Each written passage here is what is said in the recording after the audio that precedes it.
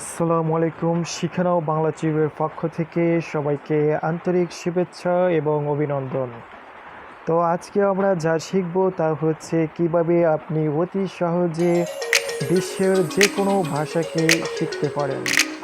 এটা এখন সত্য যে প্রযুক্তির দৌলতে এখন আপনি বিশ্বের যে কোনো ভাষাকে অতি সহজে শিখতে পারবেন।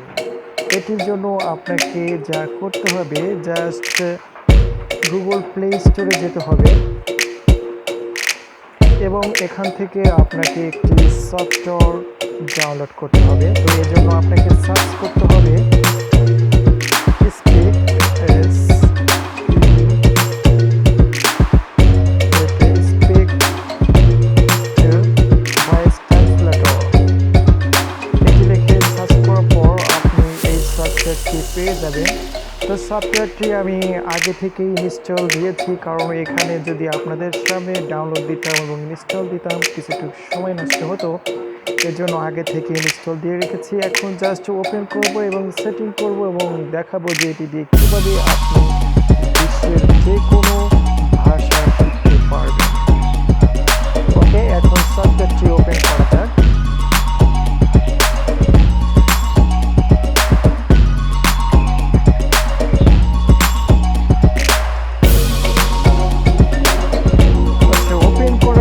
আপনার প্রথমে যে কাজ তা হচ্ছে এই যে নিচের দিকে মিডলে যে নীল বৃত্তটি আছে জাস্ট এখানে ক্লিক করে এটিকে সেটিং করে নিতে হবে।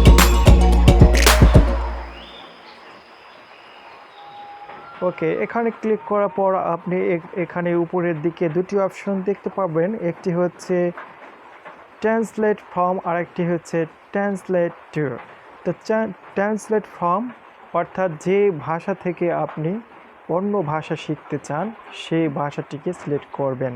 সাপোজ আমি বাংলা ভাষা থেকে অন্য ভাষা শিখতে চাই, তাহলে এখানে আমি বাংলাকে সিলেক্ট করে দেব।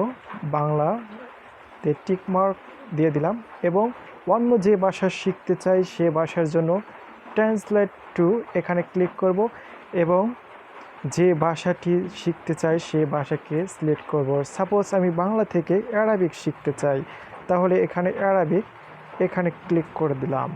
এবার জান দিয়ে দেব। ওকে, এখন যা করব তা হচ্ছে জাস্ট এখানে ক্লিক করব। ক্লিক করার পর আমি এখানে লিখব আমি এখন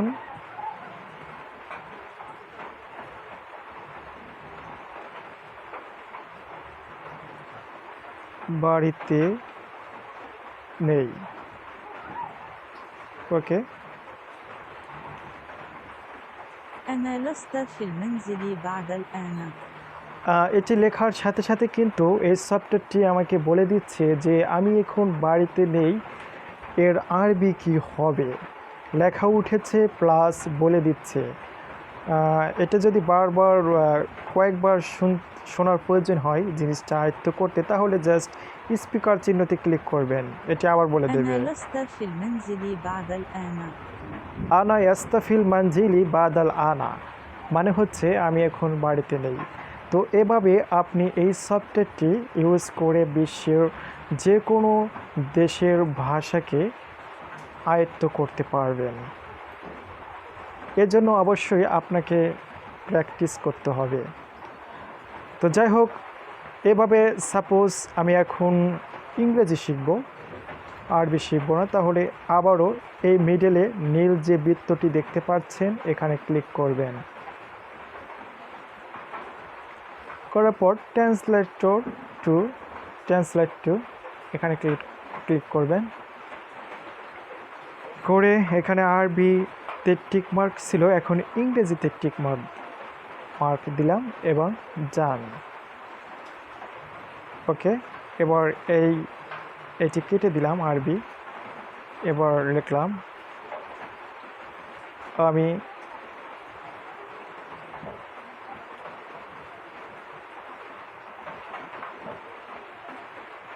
ইংরেজি শিখতে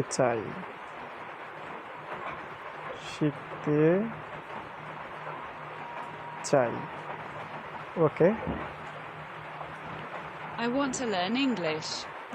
এইটা কিন্তু বলে দিচ্ছে যে আমি ইংরেজি শিখতে চাই, আর ইংরেজি হচ্ছে I want to learn English. তো এটি যদি ধরে রাখতে না পারি আবার স্পিকার চিহ্নতে I ক্লিক want to করলে learn English. ওকে, এভাবে আপনি বিশ্বের যে কোনো দেশের ভাষাকে খুব সহজে আয়ত্ত করতে পারবেন এই সফটওয়্যারটির মাধ্যমে। আশা করি বুঝতে পেরেছেন।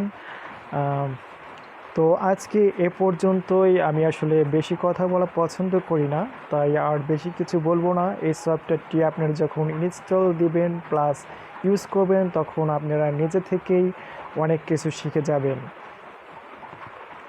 তো পরিশেষে যেটি বলতে চাই তা হচ্ছে আমার ভিডিওটি যদি আপনাদের ভালো লাগে তাহলে অবশ্যই লাইক, কমেন্ট এবং শেয়ার করতে ভুলবেন না। আর যদি মনে করেন যে আমাকে ধারা মানে আমার এই চ্যানেলের মাধ্যমে আপনাদের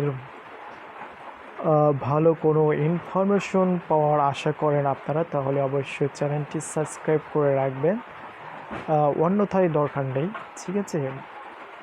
তো পরিশেষে সকলের সুস্থ এবং সুন্দর জীবন কামনা করে আজকের ভিডিওটি এখানেই শেষ করছি। আল্লাহ হাফেজ।